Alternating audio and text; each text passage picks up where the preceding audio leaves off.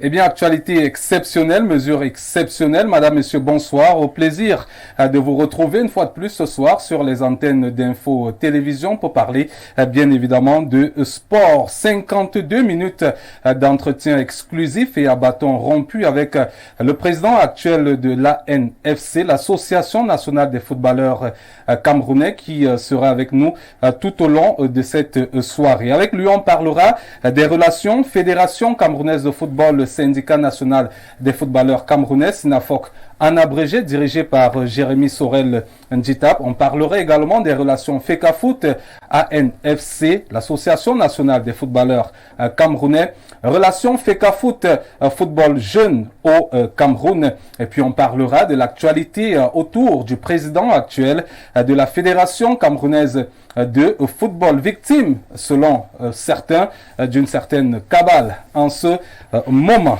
Question donc autour du président actuel de l'Association nationale des footballeurs camerounais. On se retrouve juste derrière pour planter et lancer bien évidemment. Le décor étant donc planté, on va accueillir ce jour un invité exceptionnel. On l'a dit, il est donc président de l'Association nationale des footballeurs camerounais. Par ailleurs, ancien international camerounais, champion d'Afrique avec l'équipe nationale du Cameroun, les Lions indomptables du Cameroun. Lucien Mettomo, bonsoir et surtout bienvenue. Bonsoir Patrick, bonsoir à tous les téléspectateurs d'Info TV. Alors, à l'époque, on vous appelait Monsieur Propre. Oui, c'était à l'époque. Je ne sais pas si je continue à faire ce type de commentaires aujourd'hui, mais bon, c'était gentil de la part de ceux qui avaient bien voulu m'appeler comme ça. Alors, vous avez 46 ans, c'est ça exactement? Oui, très bien, 46 ans sonnés. Oui, né le 19 avril 1977 à Douala. Du côté de Douala, une région que vous aimez particulièrement. Oui, parce que je suis né à Douala, j'ai grandi à Douala, j'ai beaucoup de racines à Douala, j'ai beaucoup d'amis à Douala, mais originaire du centre. Belle carrière. Footballistiquement parlant, vous en êtes satisfait aujourd'hui quand vous regardez derrière le rétroviseur? Écoutez, je ne regrette rien, j'assume et je suis fier de ce que j'ai accompli dans ma carrière et je pense que voilà, je n'ai pas de commentaires spécifiques à faire là-dessus, je suis simplement content d'avoir fait cette carrière-là et voilà. Passé par plusieurs clubs, notamment la France, l'Allemagne, la France avec Saint-Étienne, les Verts. Oui, c'est la France avec Saint-Étienne, les Verts, et puis l'Angleterre, l'Allemagne, et après quelques pays exotiques, la Grèce, la Turquie. Ce que les gens ne savent pas, c'est que vous avez évolué à Manchester City. Je ne sais pas si les gens savent pas. Beaucoup ne savent pas. Ceux qui suivent l'actualité du foot savent quand même que j'ai eu le bonheur d'être le premier Camerounais à signer à City. Et puis, j'ai participé à la remontée de cette équipe en championship. Donc, voilà. Plutôt gaucher ou droitier? Droitier. Droitier? Droitier. Ah, d'accord. Alors, on va notamment noter que votre meilleur souvenir avec l'équipe nationale du Cameroun? C'est d'avoir gagné 2 fois la Coupe d'Afrique des Nations. Et voilà. En 2000 et 2002, d'avoir été finaliste de la Confederation Cup. Et bon, mais les moments les plus essentiels, les plus marquants sont les 2 Coupes d'Afrique que j'ai gagnées en tant que joueur. Ouais. D'aucuns nous ont fait savoir à l'entame, lors de la préparation de cette émission, que vous étiez tellement propre, monsieur propre à l'équipe nationale, qu'il était difficile pour vous de vous entendre avec votre coéquipier Rigobert Song, qui lui préférait jouer avec Raymond Kala. Je pense pas que c'est un problème d'entente. Je ne pense pas que ce soit le choix d'un joueur de décider de qui joue et de qui ne joue pas. Je pense que c'était un choix à l'instant des entraîneurs. Mais je peux vous dire que c'était avec beaucoup de plaisir que j'ai joué avec Rigo, et c'est avec beaucoup de plaisir qu'on se voit et qu'on continue à discuter. D'autant plus que vous êtes aujourd'hui des administratifs du football Cameroun. Voilà, absolument. Et donc nous essayons une fois de plus de prendre des coups. Voilà. Alors justement, on va aborder les différentes thématiques qui seront les nôtres ce soir. On parle d'abord avec vous de la question du football jeune au Cameroun. Je rappelle que vous avez été nommé chargé des missions justement pour ce football jeune par la Fédération camerounaise de football. Grosse mission pour vous? Oui, grosse mission au vu de l'ambition et du projet qui est celui du président de la FECAFOOT, le Dr Samuel Eto'o. Nous sommes arrivés pour mettre en place sa pensée et on essaye d'avancer. Nous avons fait avec toujours son regard. Nous avons mené à bien cette première phase qui était absolument d'apporter une façon de faire dans l'administration des équipes. Vous savez que c'est un point qui est vraiment au centre de notre football, parce que le football jeune, c'est le début. Donc il faut absolument bien encadrer toutes ces choses-là, avec tout ce que nous connaissons là-dedans. Ça nous a valu quelques cris, ça continue à nous valoir quelques cris. D'ailleurs, d'aucuns estiment que jusqu'à présent, la mayonnaise tarde à prendre. Ben, écoutez, oui, la mayonnaise, pour eux, la mayonnaise tarde à prendre. Mais nous voyons qu'après que certains aient décidé de jouer à côté de ce que nous voulions faire, eh ben la majorité nous a suivis, et puis on vient de terminer à Yaoundé les phases finales qui étaient un grand succès avec des équipes qui sont venues de toutes les régions. La preuve que ça s'est joué, et nous avons eu un bon champion, et c'est parfait chez les U15 et chez les U17. Oui, ça s'est joué bien évidemment, mais d'aucuns vous reprochent aujourd'hui de la périodicité qui est assez moindre. Les enfants jouent en un temps réduit, estiment que pour ce qui est du football jeune, ça devrait constituer une certaine promotion, quitte à faire jouer. Alors, à un moment donné, il faut que nous nous regardions de face et que nous acceptons de contribuer. Critiquer, c'est bien. Oui. Critiquer pour critiquer, à mon sens, ça n'apporte rien. La problématique, comme je le disais tantôt, du football jeune chez nous est essentielle. Elle est importante. Dans ce sens que, par le passé, vous voyez que il faut arrimer et le système scolaire et le sport. Donc, à un moment donné, vous avez des parents qui, eux, privilégient, et ils en ont raison, d'envoyer leurs enfants en cours. Et donc, il faut trouver là-dedans à quel moment les enfants s'entraînent et à quel moment ils jouent. Donc, nous avons essayé, avec les autres, de trouver des solutions. Nous essayons de trouver des solutions. Et comme je l'ai dit, c'est un pan. Et après, vous avez le pan purement technique. Il faut que nous ayons des encadreurs qui sachent de quoi ils parlent. Après, ça va suivre. La mayonnaise n'a pas complètement... nous ne nous cachons pas là-dessus, mais nous sommes satisfaits de ce qui vient de se passer, de la saison jeune qui vient de se terminer. Est-ce que vous pensez que dans le contexte actuel, le football jeune, cher à ceux qui ont marqué l'histoire du Cameroun, comme vous d'ailleurs, peut se développer? Absolument, le football jeune, il va se développer. Certains m'en voudront, mais ce n'est qu'une réalité vraie. Le rêve, le souhait du président de la FECAFOOT, c'est de donner ce rêve-là à ces garçons. Je disais, et je l'ai dit tout au long de mes déplacements à côté de ces gamins, en leur disant, si nous avions eu une organisation structurée, on aurait peut-être fait des carrières exceptionnelles.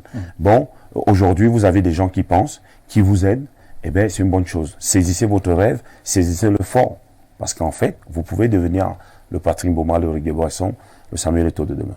Justement, pour devenir, il faut des axes de développement. Quels sont les mécanismes que vous avez mis en place pour qu'il y ait un développement de ce football jeune, projet? Alors, le projet, il est d'abord de déterminer les catégories. Nous avons déterminé pour un début 2 catégories, les 15, les minimes, et les 17 ans, les cadets. Donc, on est parti sur ces deux-là, et nous avons mis en place un système de suivi effectif sur l'arrimage des informations que nous avons sur les enfants. Nous ne voulons pas voir un enfant qui a une licence à Yaoundé avec un certain nombre d'informations, et nous l'avons à Douala, à Garoua ou à Ngaoundéré avec une autre information et un autre nom. Donc, ces travaux-là, nous les avons mis en place. Ils ont porté des fruits. Nous allons continuer à les aménager.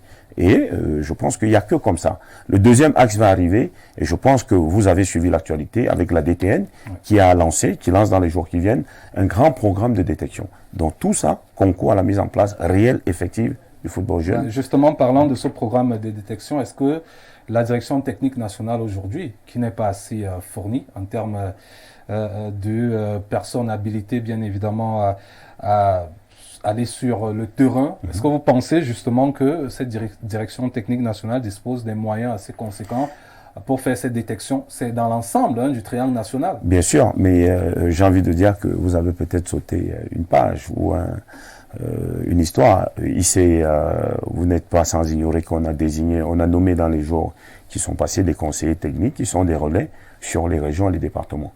Ça, c'est la première étape. Et vous savez, au-delà d'avoir les moyens financiers, tout ce que vous voulez, le relationnel est essentiel. Quand vous avez des gens sur le terrain qui, eux, avec un minimum de moyens, savent que ils peuvent s'appuyer sur telle personne pour faire telle action et croient à l'action qu'ils mènent, eh bien, il n'y a pas meilleur que ça. Donc, moi, je les ai vus pendant toute la période du tournoi final des jeunes, entre Mbankomo et Oudja. Je les ai vus sur le terrain. Je les ai vus pendant les Interpools qui sont terminés aujourd'hui sur le terrain. C'est déjà un signe très, très positif. Ouais. Le rôle premier de la Fédération camerounaise de football, c'est justement la promotion et le développement du football jeune. Absolument. Mais ce qui est reproché aujourd'hui à la FECAFOOT, c'est que la FECAFOOT se concentre plus sur le football professionnel. Alors, oui, certains le disent. Certains le disent en disant, oui, la FECAFOOT se concentre sur le football professionnel. Peut-être parce que le football professionnel est plus diffusé, peut-être parce que le football professionnel consacre beaucoup de force et beaucoup de choses pas toujours gaies. Eh bien non, la majorité, 70 à 80% du football, il est amateur.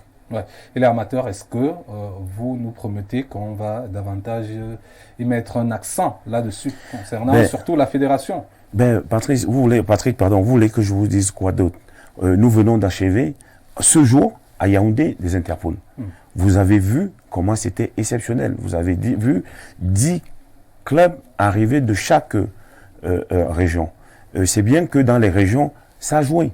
Parce qu'en réalité, quand vous regardez ceux qui ont joué les phases finales aujourd'hui à Yaoundé depuis une semaine, vous voyez que c'était quelque chose d'assez fort. D'assez fort, et les champions sont les méritants. Donc, c'est pour dire que cet axe-là, on va le consolider. Ouais. Belle transition d'ailleurs, hein. On vous félicite bien évidemment. On parle de la question des Interpools.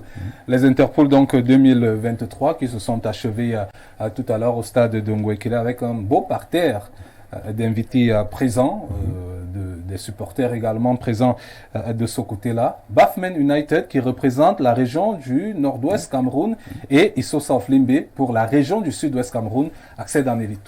Alors, j'ai envie de vous dire que la région du sud-ouest fait un peu l'actualité en ce moment, mais je voudrais retenir que la région du nord-ouest et du sud-ouest, chez les grands, quand je dis les grands, je dis les deux équipes que vous venez de citer, et chez les jeunes, ont gagné les titres. C'est bien que il n'y a pas véritablement, il n'y a pas de vrai sujet de ce côté-là. Le vrai sujet de ce côté-là, c'est du travail. Et ça travaille. Est-ce que vous taclez aujourd'hui des régions phares comme le centre ou encore le littoral? Écoutez, je ne tacle pas une région. Je dis simplement que le principe et la particularité du football, c'est qu'il se joue, tout le monde le voit et tout le monde peut dire qui est meilleur, qui ne l'est pas. Donc aujourd'hui, vous conviendrez avec moi que le sud-ouest et le nord-ouest sont meilleurs. Ils ont travaillé, ils sont meilleurs que le littoral et le centre. Bien évidemment.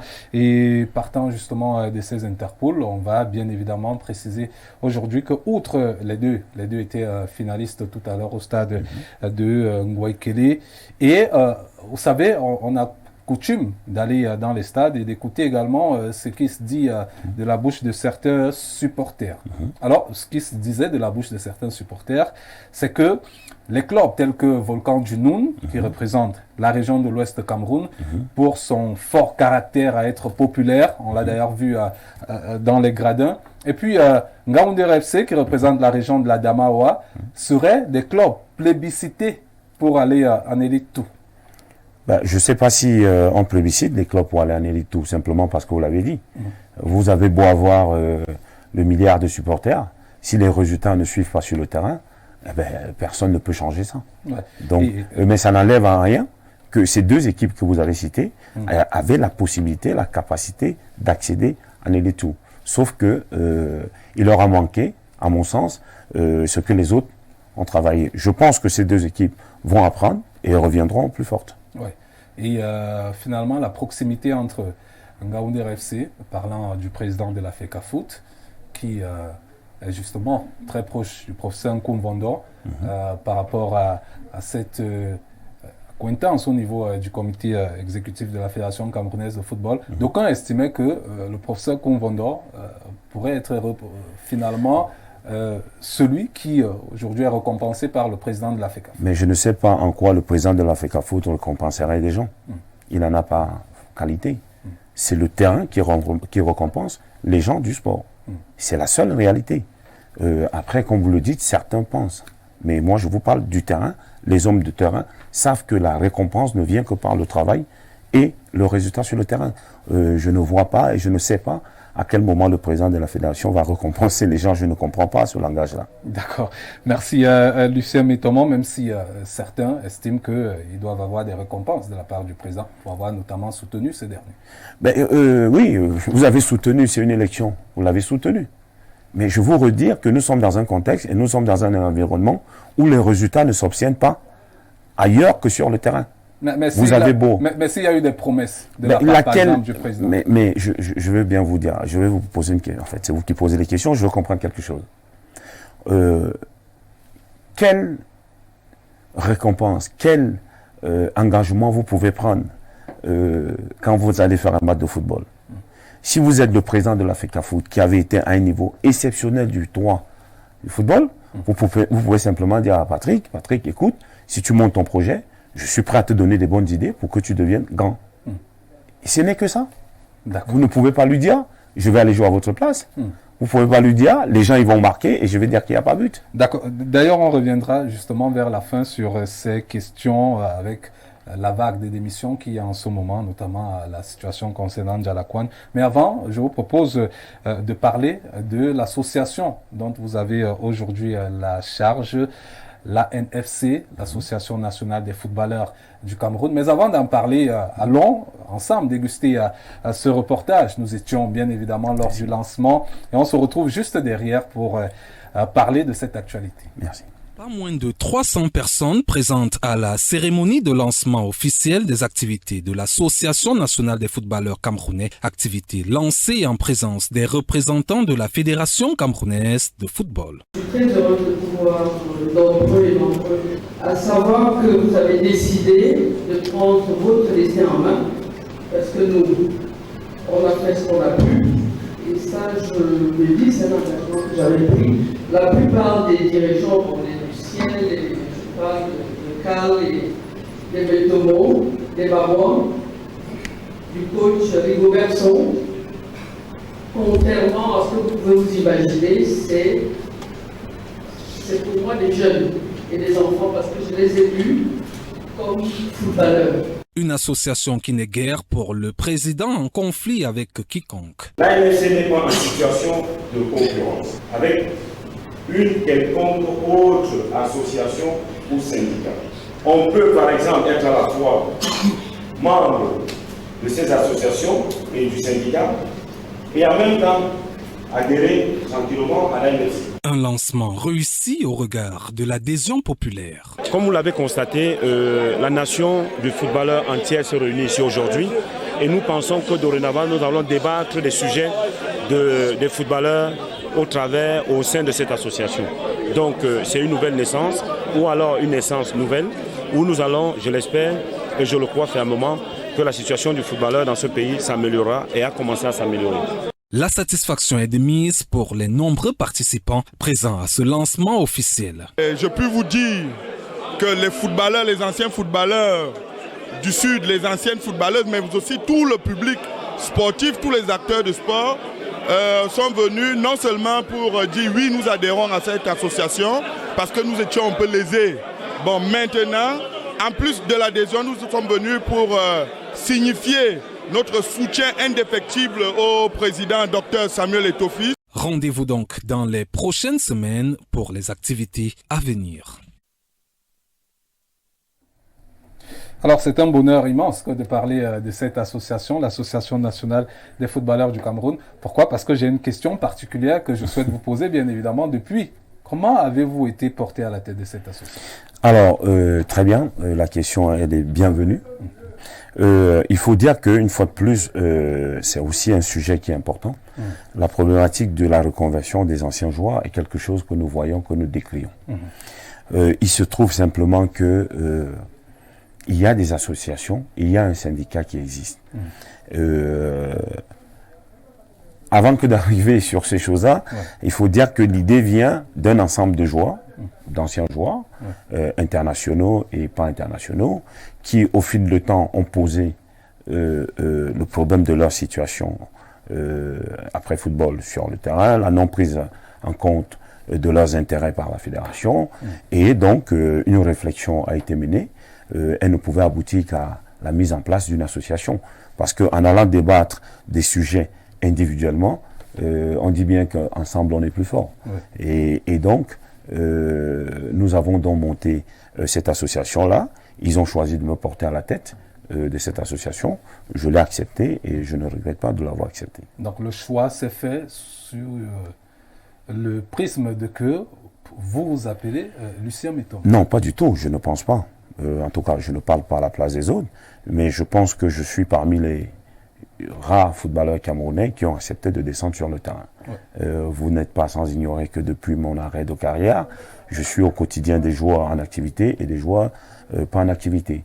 Donc, ils ont dit, je pense, que celui qui est en même de nous aider à avancer, c'est Lucien. Et j'ai accepté avec beaucoup de respect et de modestie cette confiance qu'ils ont placée en moi. Eh bien, on a vu une assemblée qui s'est tenue. C'était le lancement de vos activités. Absolument. Oui, mais le but, c'est lequel? Alors, l'association, vous me permettez de redire quelque chose que je dis depuis. Je pense que ça va peut-être replacer le décor. Nous ne sommes pas une association en concurrence avec un syndicat ou une autre association. Nous sommes une association qui comptons apporter notre pierre à l'édifice, aussi minime que cela puisse paraître. Donc, je souhaiterais, et j'ai attiré l'attention des uns des autres lors de cette cérémonie, que vous, les communicants, vous, les journalistes, nous qui étions là, allons porter cette nouvelle-là ou cette information-là à ceux qui, malheureusement, lisent les lettres dans les enveloppes. Donc, cette association a pour but de s'occuper des joueurs en activité et pas en activité. En fait, chez les sachants savants, ils disent que c'est une association inclusive. Elle est en même temps pour les hommes et pour les femmes. Pourquoi? Parce qu'en fait, le syndicat, il est pour des joueurs sous contrat et syndiqués. Le CALIF est une association dans laquelle ne peuvent militer que ceux qui sont des anciens internationaux, peu importe la catégorie. Il y a un vide après. Il y a ceux qui ont joué, qui ne sont pas internationaux, et il y a ceux qui jouent, qui ne sont pas syndiqués. Qu'est-ce qu'on en fait? Et quand vous faites la somme ou l'addition et les soustractions, vous vous apercevrez que, en fait, ceux qui ne sont ni syndiqués, ni internationaux, sont nombreux. Donc, il fallait bien que ces gens-là trouvent une solution pour poser leurs problèmes. Donc, cette association-là va faire simplement, va jouer ce rôle-là. Alors, vous êtes un ancien conseiller en communication et marketing du SINAFOC et de la FIFPro.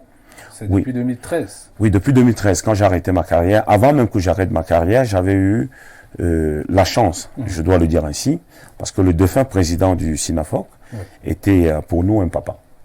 Donc, j'avais eu cette chance qu'il me parle de venir intégrer les rangs du syndicat, parce que, disait-il, il était important que les footballeurs arrivent et qu'ils parlent au nom des footballeurs.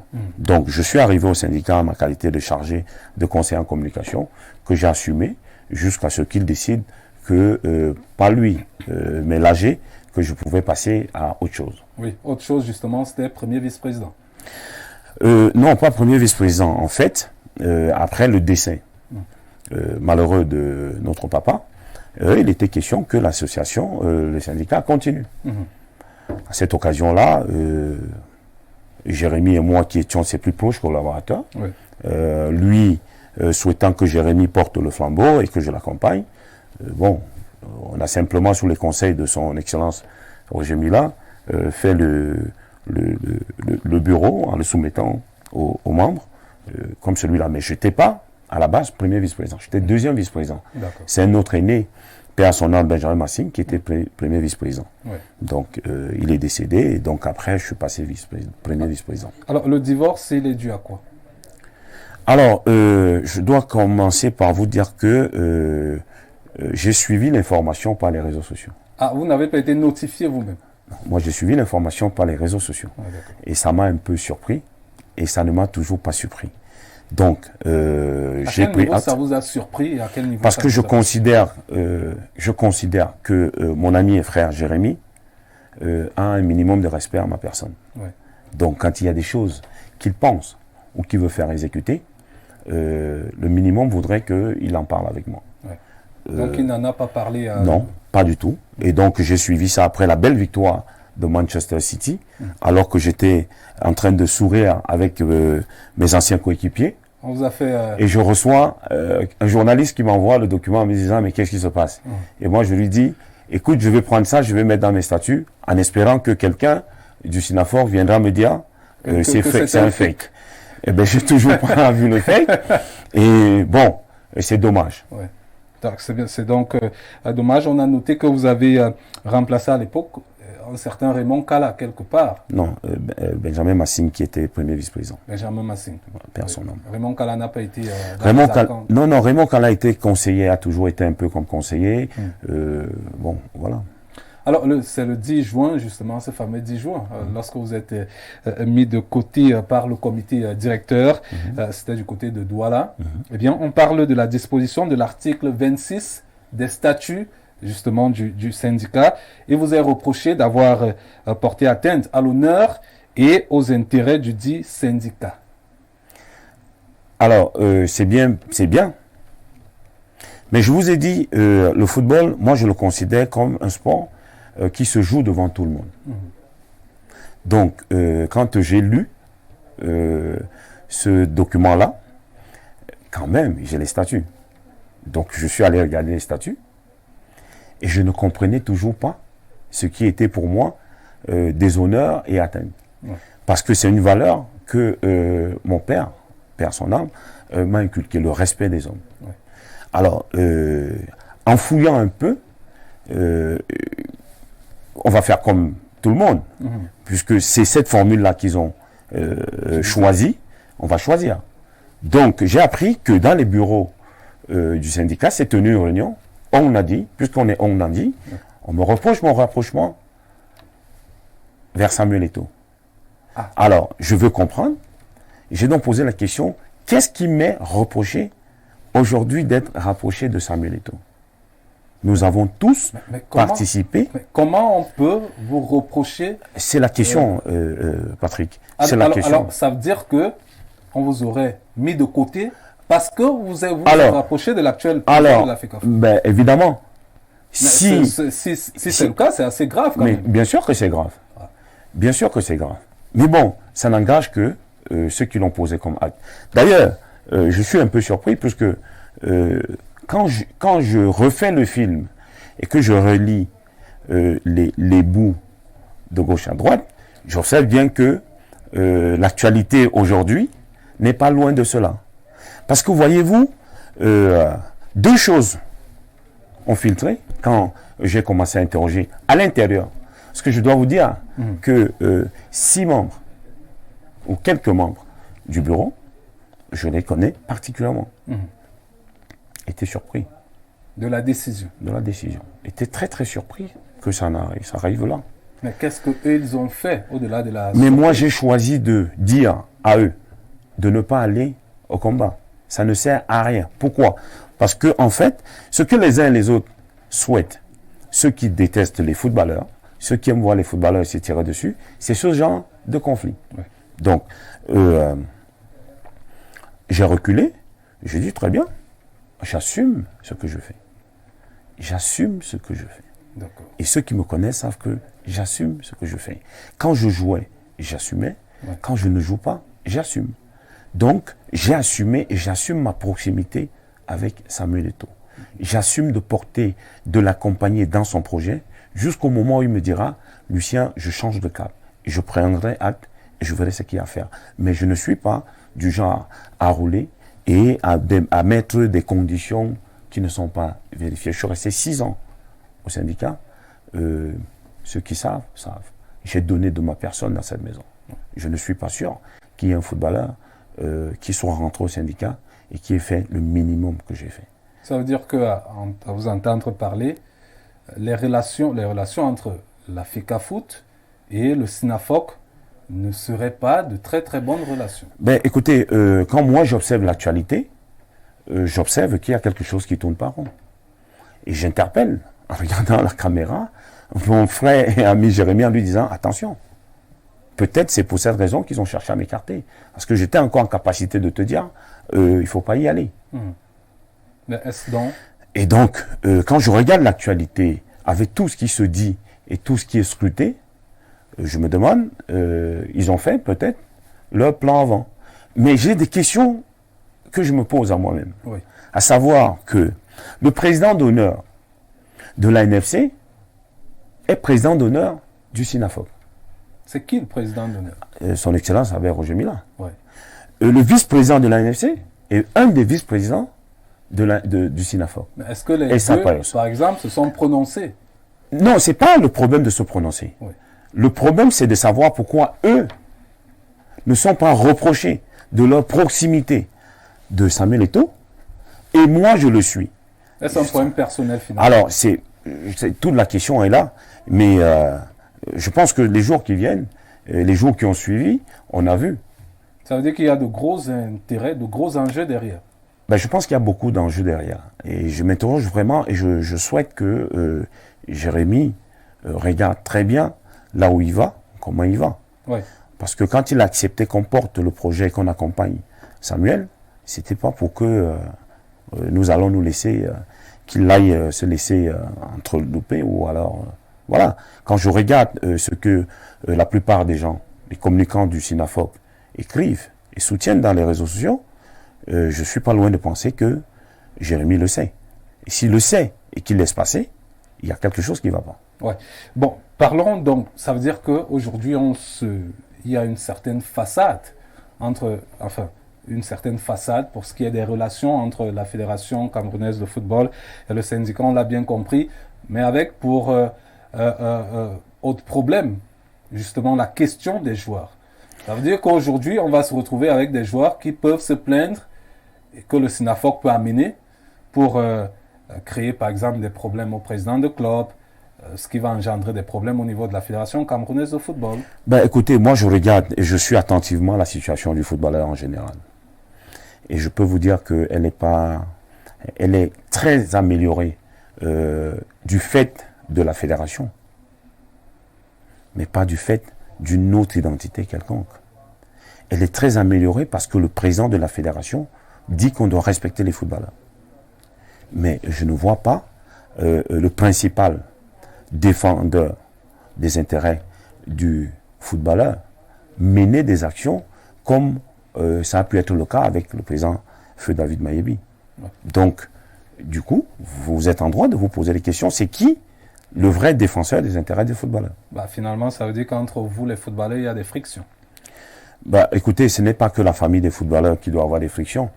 Mais je pense qu'à ce moment précis, cette famille-là qui a autant souffert pour arriver à exister dans le schéma administratif du football camerounais, qui aujourd'hui, je peux le réciter ici, a à la tête du syndicat des footballeurs Jérémy Ditab, pas n'importe qui, à la tête de la Fédération camerounaise de football, Samuel Eto'o, pas n'importe qui, à la tête de l'association des entraîneurs, Kaha Michel, pas n'importe qui, à la tête de l'association des anciens Lions, Bertin Boilin, pas n'importe qui, à la tête de l'ANAFOOT, un ancien footballeur, pas n'importe qui. Et j'en cite l'UNIFA-CAM avec Mabon Kessak. On parle même de l'ONIES avec Joseph-Antoine Bell. Avec Joseph-Antoine Bell. Oui. Je me demande comment, à ce moment précis, où le politique a accepté de concéder cette place aux footballeurs, les footballeurs trouvent le moyen, ou alors quelques footballeurs trouvent le moyen de se mettre en marche. Outre justement cette mise en marche, ça détériore également votre image. Absolument. Absolument. Parce que, voyez-vous, j'ai modestement joué dans plusieurs nations. Et ça me brise le cœur, ça me fait mal. Parce que je ne vais pas faire ici. D'ailleurs, je suis convaincu qu'ils vont commencer à écrire dans les forums. On ne pleure pas. Je ne pleure pas. Mais ça me fait mal. Parce que quand vous avez un monsieur comme Samuel Eto'o, fils, Samuel Eto'o, le monde entier vous l'en veut. Vous l'avez à la tête d'une association, vous le protégez. Vous le protégez. S'il fait mal? Vous le protégez. Même s'il fait mal? Vous le protégez. Ah, d'accord. Je dis, vous le protégez. Ceux qui connaissent un peu l'actualité des footballeurs ne peuvent pas imaginer que c'est des saints. Mais personne n'oserait, dans aucun endroit en Argentine, parler de Messi, comme j'entends les gens parler au Cameroun. Personne n'oserait parler de Cristiano Ronaldo au Portugal, comme j'entends les gens parler de Samuel Eto'o. Personne, je vous dis, personne n'oserait le faire. Et c'est dommage. D'accord. Est-ce que finalement, donc, nous n'en venons pas à la conclusion que l'ANFC, l'Association nationale des footballeurs camerounais, a été créée pour concurrencer le SINAFOC? Non. Non, 1000 fois non. Je viens de vous dire que le SINAFOC est un syndicat. Nous sommes une association. Pour adhérer au syndicat, il faut être syndiqué, c'est-à-dire joueur en activité avec un contrat. Ce qui n'est pas le cas de l'association.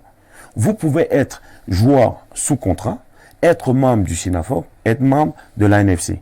Mais vous ne pouvez pas être vous ne pouvez pas jouer non en activité comme moi, sauf si je suis un élu, être membre du SINAFOC.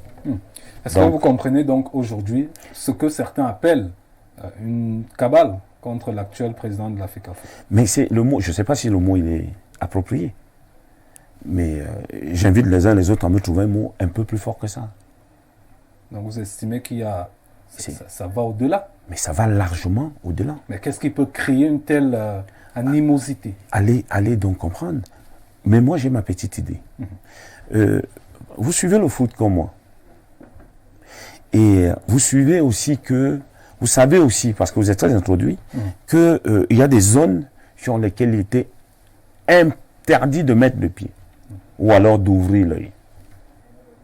Samuel Eto'o a dit, je veux un football comme il a joué, lui. Donc il a fermé les robinets.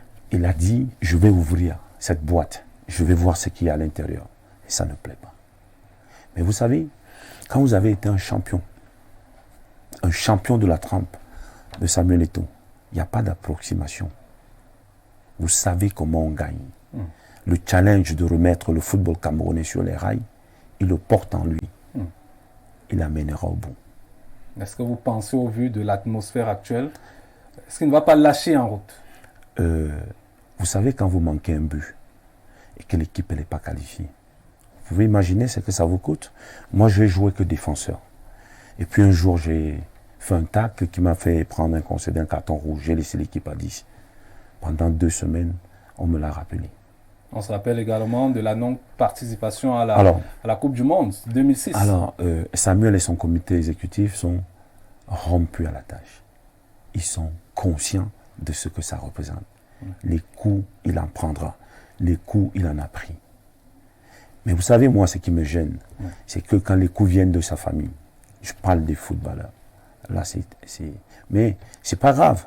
J'ai dit l'autre jour, et je le dis à tous les footballeurs quand je discute avec eux, je dis, on a un langage footballistique qui dit que celui qui a le ballon contrôle le jeu. Pour l'instant, Samuel Eto'o et son comité exécutif ont le ballon. D'accord. Parlons donc de ce comité exécutif avec le 4e vice-président, Henri-Claude Ndjalakwan, qui a décidé donc de passer de l'autre côté. Alors, cette actualité-là, d'un 4e vice-président qui démissionne finalement, est-ce que ce n'est pas de nature à se poser aujourd'hui des questions sur la gestion interne de la Fédération camerounaise de football? Écoutez, je ne sais pas si le 4e vice-président a démissionné parce qu'il a posé des problèmes de gestion interne. Je l'entends bavarder. C'est parce que j'ai du respect pour vos téléspectateurs vous-même que j'en fais, que je réponds à cette question.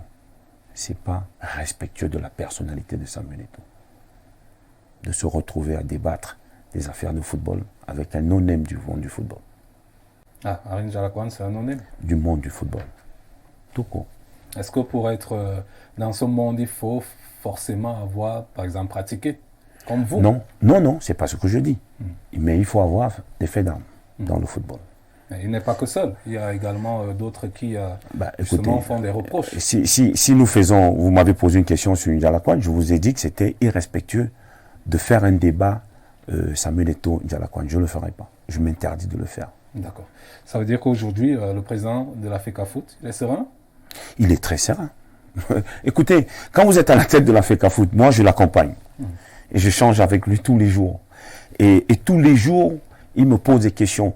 Est-ce que tu as été à tel endroit? Est-ce que tu as fait ci? Je le vois rompu à la tâche. Je vois ces équipes rompues à la tâche. Patrick, je vais vous dire quelque chose. Et vous pouvez le vérifier. Je ne vous dis pas qu'à vous. Ouais. Je dis à ceux qui nous regardent à la maison. Vous me dites la dernière fois où vous avez eu un nombre de licences à la Fédération camerounaise de football au-delà de 30 000. Donc là, vous êtes allé au-delà de 30 000. Plus de 45 000 licenciés. Encore que cette incompréhension de la pièce d'identité a freiné les choses. Ouais, ça a par exemple causé les problèmes. Nous, ça, écoutez, après on va arriver, si vous voulez on peut en parler pour les Interpol. Bien sûr, bien sûr. Et donc, voilà un président de fédération qui vous dit, et vous pouvez aller le vérifier, que en 1 an, 8 mois, il est passé de 20 000 licenciés à près de 50 000 licenciés. C'est effectif. C'est pas on raconte, c'est pas je le vois. Et que nous avons traité, les services de licence ont traité 80 à 90% des licences. D'où pensez-vous qu'il va être à écouter? Je ne vais pas utiliser des expressions que je ne veux pas que les autres utilisent. Vous pensez qu'il va être pas serein? Non, pas du tout. Aujourd'hui, il est concentré. On vient de voir ce qui s'est passé avec le football jeune. On vient de voir ce qui s'est passé avec le football amateur des Interpol. Exceptionnel. Mais on parle de la... Exceptionnel. Oui. Patrick, les Interpol étaient en direct sur les médias camerounais. Les Interpol étaient en direct suivis minute by minute par la FIFA. C'est pas extraordinaire ça? Et pour aller plus loin, oui. La transparence, c'est un mot que j'ai entendu. Mais aussitôt que les services de la fédération ont été saisis de quelque chose de pas clair, les services ont sévi. Ça a posé des problèmes à certaines équipes. Mais c'est comme ça. Donc ces équipes aujourd'hui seraient dans... Samuel Eto'o n'accepte pas, il n'acceptera pas. Parce que pour être champion, il faut faire des sacrifices, il faut travailler. Il n'y a pas d'approximation. D'accord. Il n'acceptera pas que dans la fédération, où il a un mandat des délégués et du comité exécutif, que des gens s'amusent à faire du n'importe quoi. Ça ne passera pas. Qu'est-ce qui se passe avec le cas Bamboutos? Alors écoutez, le cas Bamboutos, je pense que peut-être qu'ils viendront vous dire, parce qu'ils sont première front line, le syndicat pourra vous dire avec plus de précision ce qui se passe. Mais de ce que je sais, c'est que Bamboutos n'a pas rempli les critères définis par la CAF. Ça veut dire qu'on a un représentant qu'on perd au niveau de la Confédération. Bah oui, bien sûr, de leur incapacité à faire ce qu'il y a à faire. Alors, qu'est-ce qu'il leur est reproché exactement? Il leur a reproché de n'avoir pas payé des salaires, par exemple. Des salaires des joueurs? Des salaires de joueurs, par exemple. Mais eux, ils disent qu'ils ont payé des salaires des joueurs. Écoutez, moi j'ai entendu ça, et ils sont nombreux qui sont mes amis. Je leur ai dit une seule chose. Apportez-moi la preuve du document qui dit que vous avez payé les joueurs. Alors, il se dit également, on a mené quelques investigations, que certains joueurs ont payé ce qu'on appelle des primes à faire. C'est ça qu'on a converti finalement en salaire. Vous savez, j'étais anciennement au SINAFOP. Et j'étais l'homme sur ces dossiers-là. Donc je les connais très bien. Les joueurs, je les connais. Les joueurs, ils se confient encore à moi jusqu'à aujourd'hui. Il y a quelques jours, je disais à certains qui me disaient, on en a marre de partir du côté de Sengheka et on n'a pas de réponse. Je leur dis non, continuez à y aller, mais vous pouvez aussi venir à la fédération et voir comment ça va se passer. Donc je vous dis que Bamboutos, je souhaite, peut-être que comme nous sommes là et que nous sommes en interactivité, quelqu'un va vous envoyer un document en disant voilà un joueur qui a perçu son argent. D'accord. Revenons donc sur la question du football amateur. On parle d'une augmentation du prix des licences. Alors, la licence, comme on faisait par avant, était juste des frais qu'on payait qui servaient à l'organisation et à d'autres choses. Alors, on mène une réflexion qui tend à mener une licence avec tout ce qui va. Nous demandons aux clubs, dans le cahier de charge des clubs amateurs, leur est demandé de souscrire à des assurances. Nous avons un doute sur les contrats d'assurance qu'ils produisent. Donc, nous pensons qu'il serait peut-être plus intelligent d'intégrer une prime qui parte couvrir le joueur en cas d'accident ou quoi que ce soit. Qu'est-ce qui garantit la fiabilité aujourd'hui de ces licences? Quand on voit ce qui s'est passé aux Interpol avec des équipes telles que le Volcan, l'Académie Niom 2. Oui, mais le problème de la licence, comme on disait, et nous disons très bien aux dirigeants de clubs qui ont accepté de jouer le jeu. La FECAFOOT n'a pas en son sein un appareil qui fait un choix au faciès. Vous êtes monsieur Patrick Bala.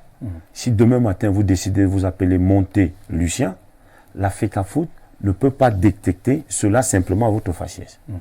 Si, en allant jouer contre l'adversaire, et d'ailleurs, preuve que l'enjeu devient attrayant, eh bien, il y a des gens qui refusent de jouer à ce jeu-là et qui dénoncent. À partir du moment où vous avez dénoncé, les services de la fédération se mettent sur le dossier et appliquent tout simplement ce qu'il y a à faire. D'accord. Parlons donc de ces différentes questions. C'est bien de nous édifier, bien évidemment, comme ça. C'est vrai qu'on vous reproche également de ne pas trop faire les plateaux.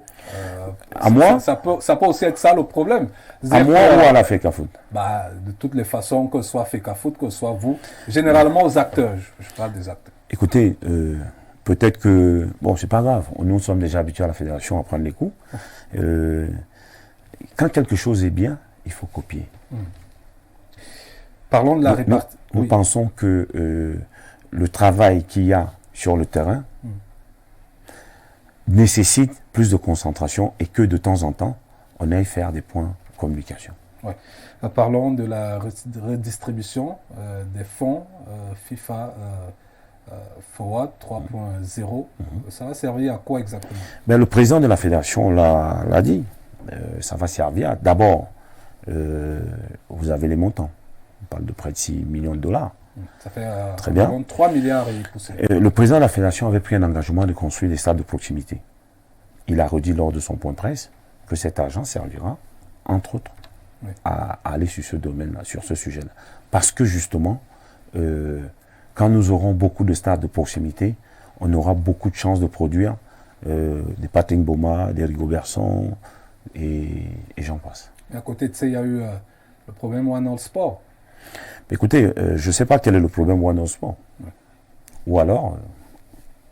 One All Sport qui réclamerait à quelques droits par la FECAFOOT. Distributeur. C'est une affaire privée. Une affaire privée. Ce n'est pas une affaire de ce que je sais, ce n'est pas One All Sport FECAFOOT. C'est One All Sport, une société qui est à côté. Donc la FECAFOOT n'a rien concerné. Je ne vois pas en quoi elle est concernée. Ou en quoi elle serait concernée. D'accord. Sur ce sujet-là, dans tous les cas. J'ai vu dans les réseaux sociaux que One All Sport, l'entreprise, réclamait de l'argent à une entreprise X. Si je n'ai pas vu une entreprise, je n'ai pas vu FECAFOOT. Peut-être on va terminer donc par là. La question aujourd'hui des sélections nationales au Cameroun qui peinent. On a vu plusieurs éliminations quand même. C'est dû à quoi? Est-ce que c'est parce que Samuel Eto'o vient d'arriver à la FECAFOOT et qu'il ne porterait pas chance à ces sélections nationales? Mais c'est extraordinaire. C'est extraordinaire parce que qui peine. C'est quoi le principe? C'est quoi le projet d'une sélection nationale? Vous êtes en phase de qualification. Le premier objectif, c'est de se qualifier. Se qualifier est un succès. Parce que vous êtes reconnu comme l'une des meilleures parmi les équipes qualifiées. Est-ce que Samuel Eto'o, les sélections de Samuel, ont été qualifiées pour les phases finales? Oui. Est-ce qu'en phase finale, elles n'ont pas gagné le trophée final? Oui. Mais c'est aussi ça l'apprentissage. Ça veut dire qu'il faudra travailler dur. On travaille toujours dur. Et c'est pas moi qui vais l'apprendre à Samuel. Je vous dis, c'est le meilleur de tous qui a travaillé aussi haut, aussi dur, aussi fort. C'est pour ça qu'il est meilleur. Alors, on va terminer certainement par là, votre actualité, justement en tant que président de l'ANFC, l'Association nationale des footballeurs camerounais. La prochaine actualité là-bas, ce sera... nous sommes en train de consolider un certain nombre d'éléments. Nous allons, dans les jours qui viennent, faire un calendrier de descente parce que nous avons rassemblé, je n'ai pas envie de dire le Cameroun, mais nous avons rassemblé à Yaoundé et il y a quelques jours quelques personnes qui venaient de toutes les régions. On n'a pas pu faire venir tout le monde. Donc nous allons aller vers ces gens-là pour mieux leur expliquer ce que nous voulons faire, comment nous voulons faire. Mais ça, c'est dans la discipline, la solidarité et le développement. D'accord. Lucien Mestomon, on va vous remercier de votre promptitude et surtout d'avoir honoré à ce rendez-vous. C'est moi qui vous remercie et puis je sais qu'elle est très suivie, votre chaîne. Continuez comme ça. D'accord, merci. On va remercier Jean-Nic Ella qui était à la réalisation, à la diffusion. On avait bien évidemment Célestin Tomo qui était de ce côté-là. On remercie également la participation du président, directeur général Joe Nemven qui assure la supervision générale de cette très belle chaîne de télévision ainsi qu'à son épouse. On vous souhaite de passer un excellent week-end, fin de week-end, nous sommes dimanche, et surtout ne décrochez pas les programmes d'Info Télévision se poursuivent avec le journal, le 20h, très exceptionnel et très attendu du public camerounais tout à l'heure. À la présentation, Claudia Ncha. Bonne soirée à tous.